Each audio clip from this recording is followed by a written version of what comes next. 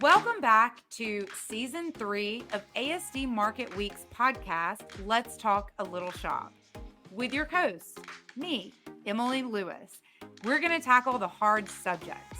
So buckle up and get ready for Season 3. We're going to have a lot of fun. Welcome back to ASD Market Week's Let's Talk a Little Shop podcast.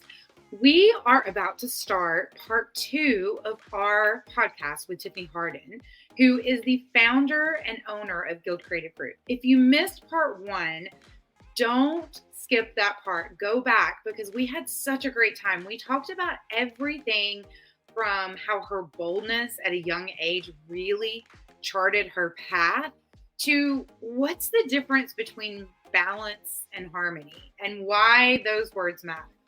So let's jump into part 2 with Tiffany, where we really dive into the influencer market, what an agency does, how to work with influencers, and everything from collaboration to diversity and why it all matters. So enjoy. Combined. Mm-hmm. I want to shift just a little bit into this idea of the creator economy and what you do on a day-to-day basis. And, I read an article the other day from the brilliant Rakia Reynolds, who owns Sky Blue Media out of Philadelphia, who's amazing. I've had the pleasure of working with her and meeting her, and she's just such a fantastic woman. But she wrote an article for Fast Company, and it said something like 165 million creators joined the creator economy in 2022. That is a staggering number.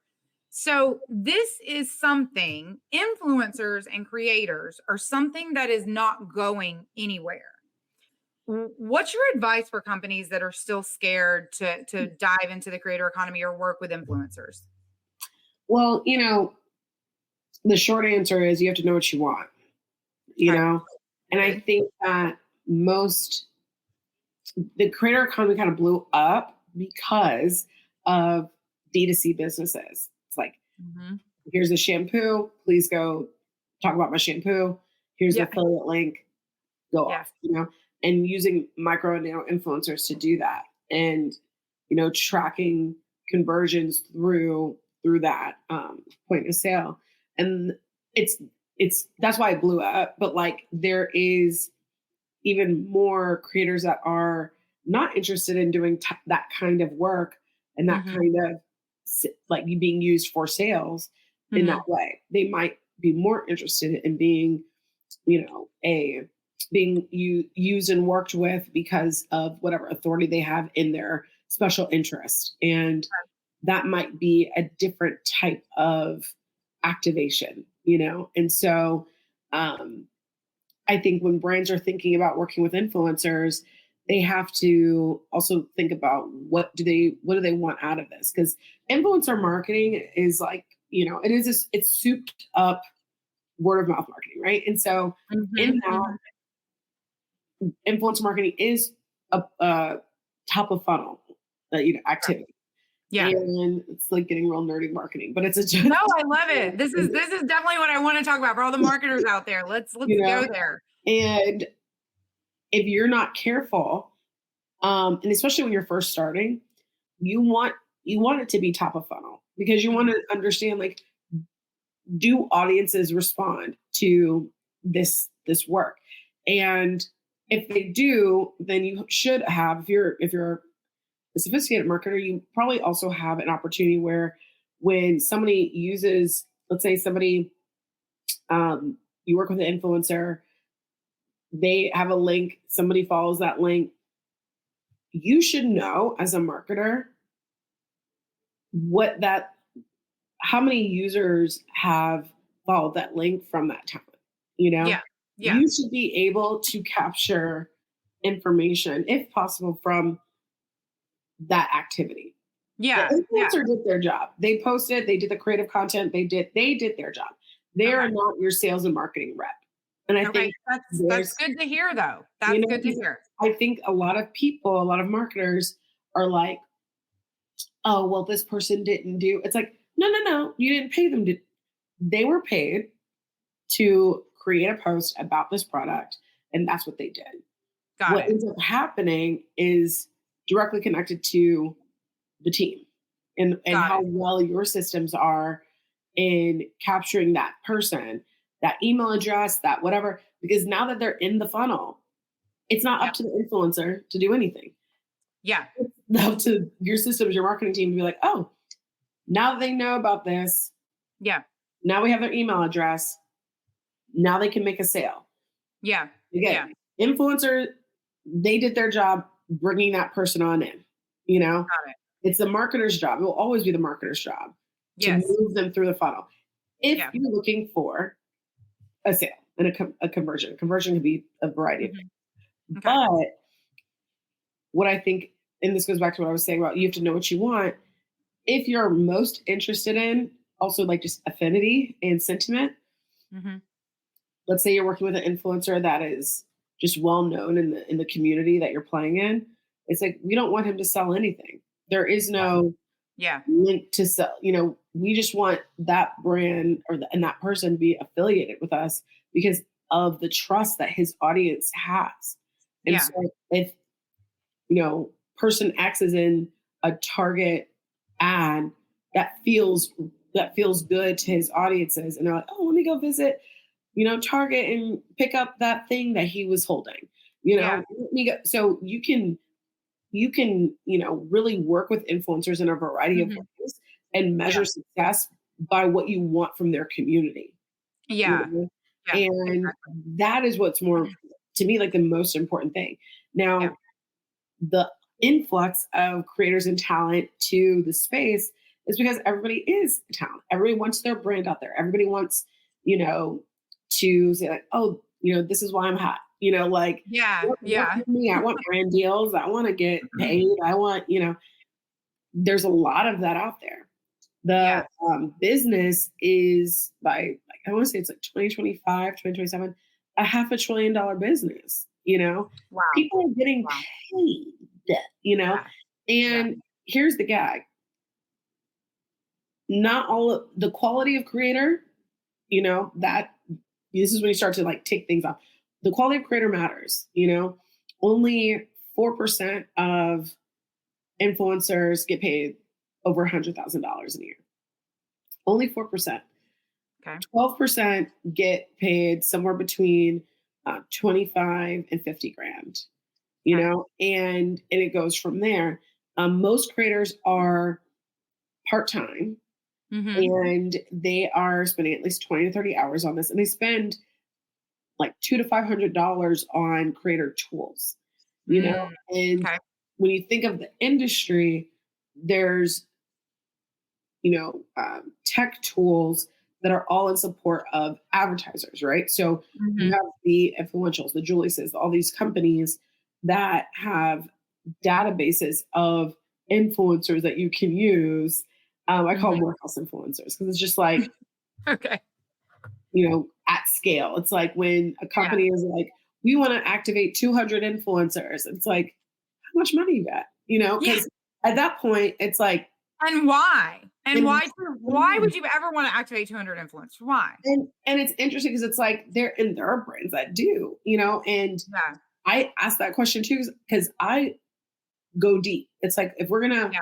if Yeah. the goal is meaningful connections, Yeah. like there is a point where you lose it. There's a Yeah. point where you Yeah. lose the meaningful Yeah. connection. And Yeah. now you've also just taught talent they actually don't have to care about your product. They Yeah. actually don't have to care about what you're doing. They just have Yeah. to be like, this is great, buy it, thanks. Like this, Yeah. and again, goes back to the brand. What do you want? Yeah. Yeah. Okay. 'Cause I've seen some really great influencer activations, whether they're like influencer dinners or like demo days, like just really Mhm. cool, like cool opportunities to build relationship. So then Yeah. the next ask that comes, it's like, hey, can you do this UGC thing? Or hey, can you do whatever? It's like, oh yeah, I loved working with you guys. I loved this. Like, and it's much more easeful in building the relationship that can last for a long time. One of the venture that I'm entering into next, it's a startup called Represent because Mhm. um, most creators are unrepresented. About 73% of creators are unrepresented. Oh, wow. Okay. And those creators that are unrepresented are most likely to have less deal flow. They're less money. And why are they unrepresentable? Sorry to interrupt you, but why are they unrepresentable? Because they may not be bringing in the sort of like the book of business, Got it. Okay. If you think about it, let's say I told you like, I think it's like 12% of folks are making somewhere between 25 and 50 grand a year. That's still, still not a lot of money. And when you take 20% of that for a talent manager. Yeah. That's tough. Yeah. So, some folks opt out of being managed because they need to keep the money. Yeah. They need to keep the money.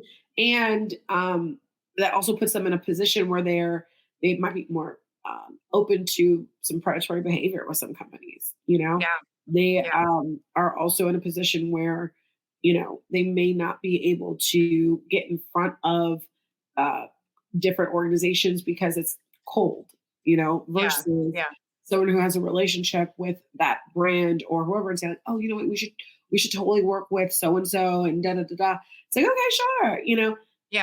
It's relationship driven, and Represent My Startup is all about helping these creators create sustainable careers so that they can actually grow their network through, expert mentors and professionals and also tools that support them, whether it's pricing calculators, contract readers, things like that. So they have at least an opportunity to, even if they are unrepresented, they have an opportunity to like have almost like it's not a pocket talent manager, but like something somewhere where they can get some great advice on demand when they need it. Leads me into the conversation of you're actually going to be overseeing a track for us within our educational sessions, all about social and digital and influencer and this whole new creator economy that, is so important to businesses nowadays. But we do the same thing in the sense of we are offering services to some of those small businesses at our event because we understand how hard it is in the beginning. You're not calling up the buyer from Ross or TJX or Walmart, and they're not giving you 5 minutes of their time saying, oh, this is how you buy smart. And then, that's not happening. So, I love that you're opening up, a channel of your business that's going to help represent these influencers. Mm-hmm. However, you have worked with some really big names. Like, names like Target, Airbnb, Microsoft, American Express, T-Mobile, HBO. I could keep going. What have you learned throughout, your time of being an entrepreneur and working with these really important, influential big companies? Collaboration is key. I think that understanding one of my superpowers is my intuition, and also understanding, what are we really trying to do, and offering up solutions, creative solutions that meet that need, right? And so I think I'm not a check the box kind of person. I think that's important. I think you have to do that, but the process and how people, and especially my client partners, how they want to be seen and treated, and what their intention was in the project. I don't get called to do the big 200 person influencer whatevers. I don't get called for those. I get called for meaningful connection work, right? Okay. I get called for, we want to produce a beautiful, influencer dinner. We want to produce a meaningful talk with these folks that are, the leaders in wellness for Mm-hmm. this TV show that's launching on HBO. I get Okay. called for like the meat of things. And so I feel like the thing that I've learned the most is, I'll tell you from a business perspective, it's collaborate and network, you Mm-hmm. know. Mm-hmm. Um, and then the second part of it is that I've learned is, you know, bring people along for the ride. When Yeah. folks work with us, um, we don't go into a hole somewhere and then like pop out like, here's your finished product. Like, Yeah. Yeah. a lot of agencies do that, but like we move you down the line. Like, hey, here's what we're thinking. This is what we want to do. This is what we see. This is why we want to do it, Mm-hmm. and give the client the opportunity to be who they are too as a creative marketer. Like, Yeah. folks work with agencies usually because of a couple reasons, right? Like competency and time capacity. It's like Got like there might not be somebody that has the skill set or the expertise in this area that we do, or they don't have the time. Like they have other priorities that they have to manage, and so they have to offload, so that they can say like, hey, yeah, you're on the right track. Talk to you later. Yeah. Like, Yeah. and it's, Yeah. it's important to understand the motives and the intentionality behind why our clients are calling us, but then Yeah. also, help them look good, help them say like, oh, Yeah. I can easily socialize this with my team. I can easily socialize this document or this energy because that's also part of their role, and Yeah. that makes the collaboration and the partnership that much easier for us to continue to work together on many projects. Got it. And that makes sense, that you're coming in to do the more meaningful work because of Mm. how you have positioned your business. How important is diversity and inclusion in this creator economy? So important. And I will say it from both sides. So, like, one, I'm building Represent because there isn't a Black owned, woman owned Okay. startup that is in this space, you Okay. know? And one of the biggest reasons why I'm doing this is because I genuinely believe that when people use their social and creative capital, Mm-hmm. we can change the wealth gap. And we know that the wealth gap disproportionately affects Black people, people of color, and women.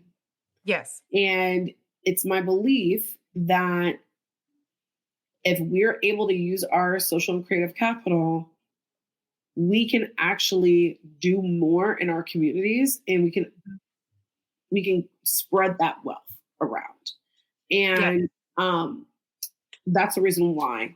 That's my belief in my work and why that's there. Um, and to really be a model for others that will be doing this work. I've sat in every seat. I've sat in the top management seat. I've sat in the advertiser seat. I've sat Mm-hmm. in the Mm-hmm. startup seat. Like I've sat everywhere. And Mm-hmm. so I really do believe that the diversity in my presence even Yes. is enough. And I also think from a talent management, not talent management, I'm sorry, an advertising perspective, having and working with different companies, knowing that, they're like, hey, whether it's the DEI team or the brand team, whatever, working with me doesn't necessarily mean it has to be the diversity effort in the Yeah. company. Yeah. But I do think what is also known is that it's sort of like embedded in my thinking and in my team's Yeah. thinking. And Yeah. so we want to see those voices out in the world more. And I want Yeah. to put Yeah. those checks to that talent because we know, like, honestly, like when I'm able to cut a check to, a person of color, they're not saving up for their Bugatti, Yeah. like, Yeah. like they're paying off student loans. They're, Yeah. putting their people through maybe assisted living. Like they're doing something that's for their community. That dollar spreads, Yeah. and I Yeah. think that matters a lot in this space. So diversity inclusion means a lot in the sort of tangible, practical elements, but Yeah. even more so in the diverse supplier initiatives that companies can have. Because Yeah. what I didn't learn until a little bit later in life, especially as an entrepreneur, is I thought of like diverse suppliers as like waste management, like, or some like a government contract. I didn't know I fell into that category. Yeah. Yeah. as, Yeah. as creative services. Like I was like, Yeah. oh, yeah, me too. And Yeah.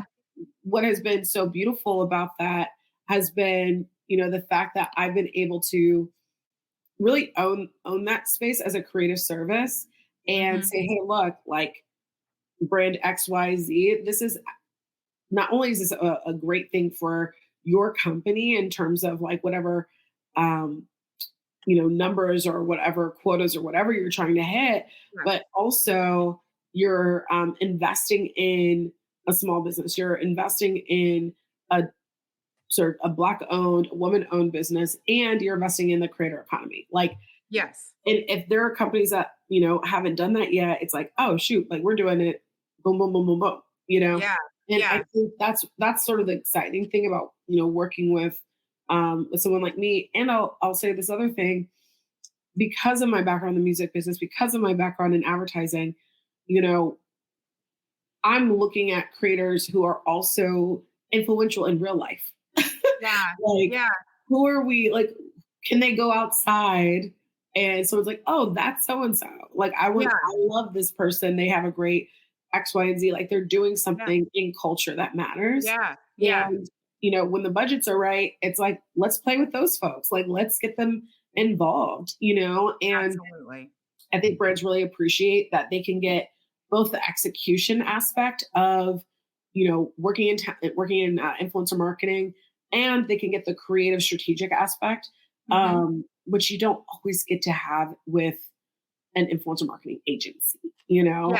Yeah. and I really, especially these days where there are a lot of folks that say they're agencies, but really they just have a database of talent. Yeah. And it's like, well, what are the thoughts? Like, why are we Yeah. doing this? What is the cultural Yeah. insight? What is the, like, let's, do that part too, so we can walk folks down the line of why we need to do this. Otherwise, we're just sitting here executing and executing Yeah. with no end in sight Yeah. around what Yeah. is Yeah. successful. 100%. And I mean, I'm going to give the corporate answer sitting in the seat, working in a corporate company. It's good for business. Yeah. Let's just get down to the brass tacks Boom. here. It is good for business and diversity in terms of who you're putting on your front lines, who you're employing, who you're working with, who is representing your brand, all the way to thought diversity on teams. It's good for business. And, people seeing themselves represented has always been and will always be what connects humanity, Yes. you know Yes. and this is what's so beautiful about culture is I can watch something and say, oh, I can relate to that, and whatever Yes. that could be, like I can relate to being a daughter. I can relate to that moment in a father-daughter relationship. I can Yes. relate to, this Black woman. I can relate to her and her braids and whatever happens with her. Like, there's so many different aspects in watching something where Yes. it's like, I can relate to that. And I think that same thing with like Little Mermaid, Yeah. there's these aspects of, seeing ourselves in it. And what's Yeah. so interesting is like with children, they don't care. Like they care to the extent of like, they're not going to write an op-ed on why Yeah. Little Mermaid like, is it good? Yeah. Like, is it Yeah. good? Like, Yeah. Yeah. and you can tell, like, we're the ones who, we're the ones who actually are the problems. Yes, exactly.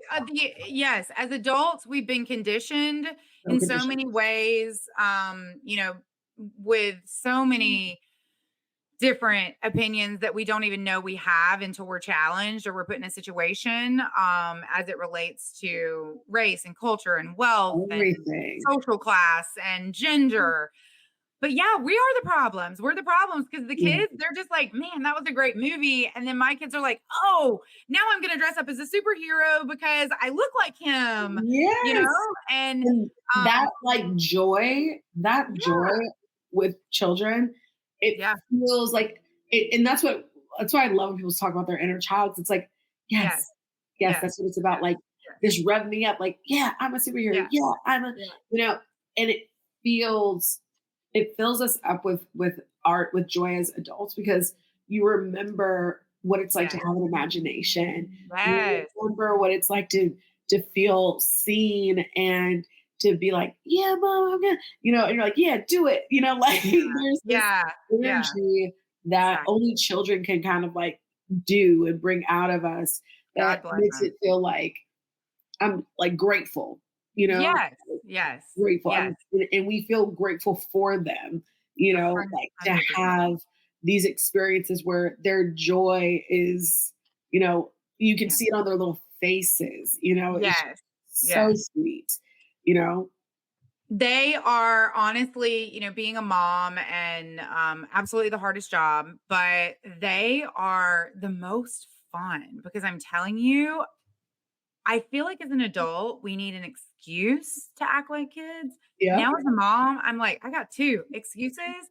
I can celebrate Christmas. I can get really cheesy at the holidays. I can love a theme park and not feel guilty or feel like I'm some kind of, like just some weirdo wearing the goofy ears just by yourself. You're like, no, I got kids. It's fine. We all want to be that. We all want our inner child to come out. And when you have 2 kids, you can just do it. It's great. So that's the benefit. Now, it's hard, but I also do want to bring up one instance because I want your opinion on it. Okay. Of where maybe diversity was a bit of a backlash. And that is, and I want to hear your opinion as to whether it was diversity or maybe the management of this campaign, but the Budweiser campaign.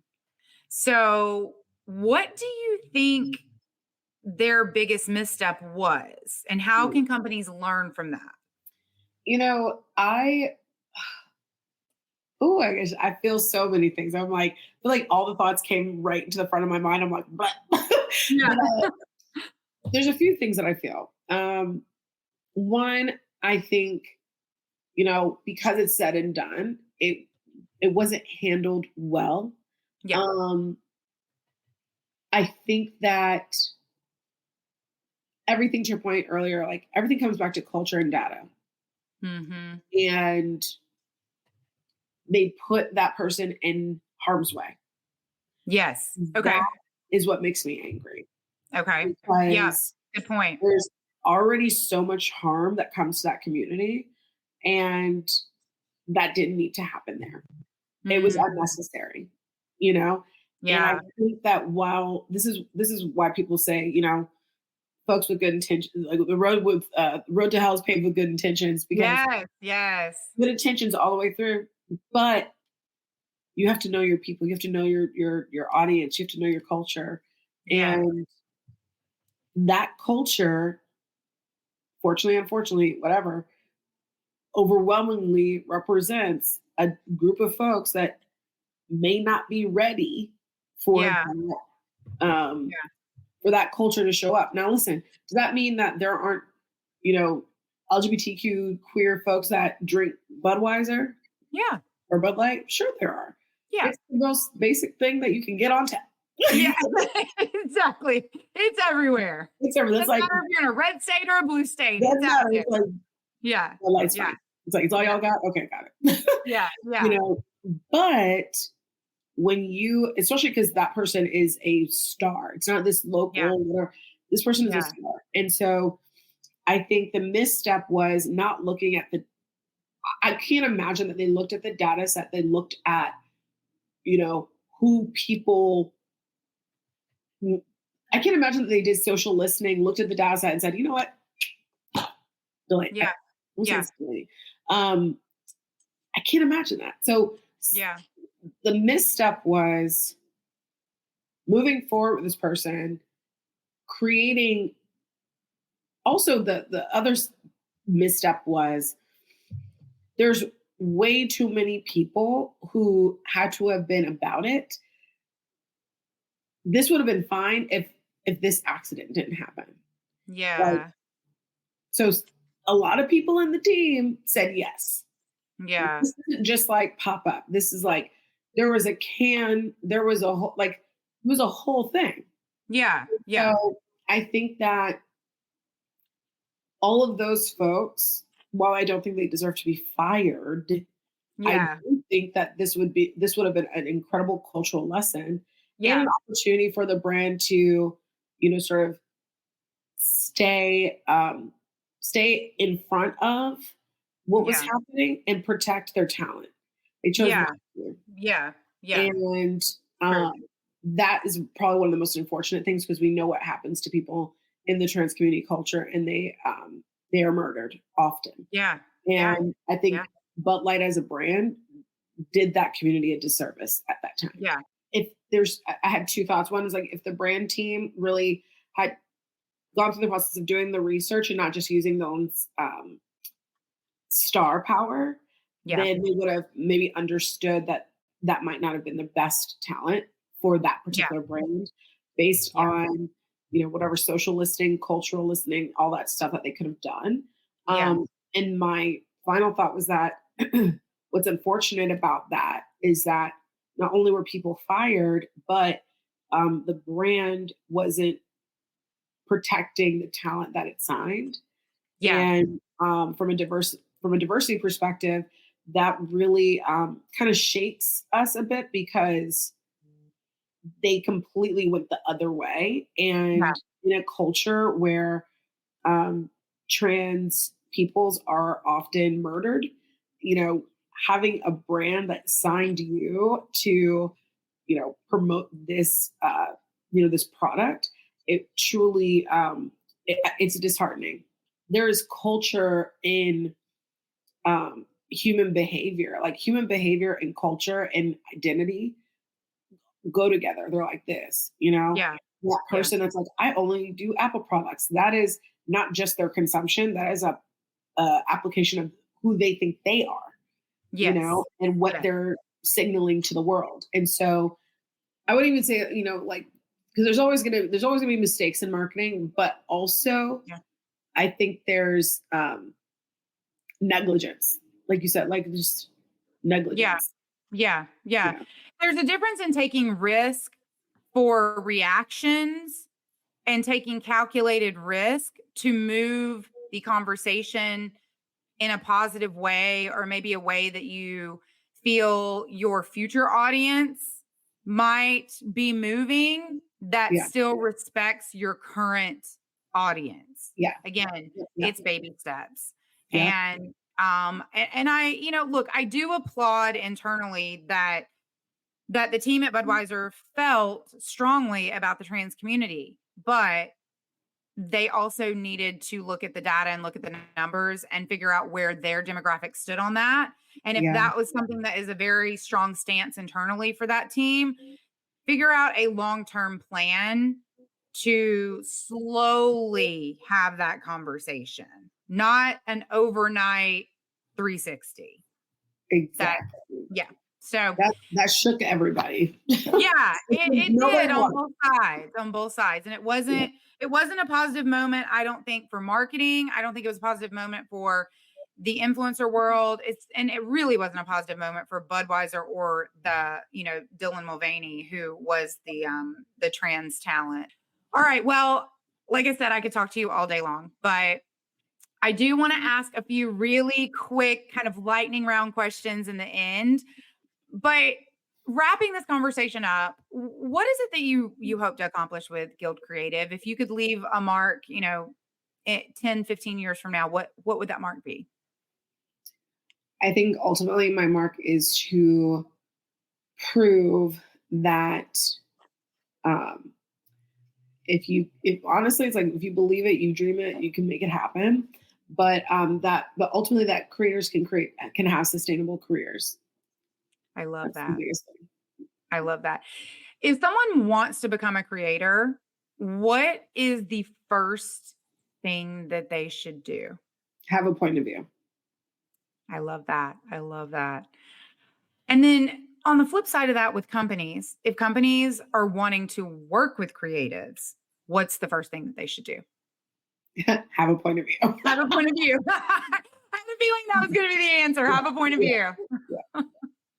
But another real answer for that would be having someone within their team be someone who's paying attention to culture and start to develop with that point of view, start to develop internal practices around, how do we look at culture? What does it mean to us?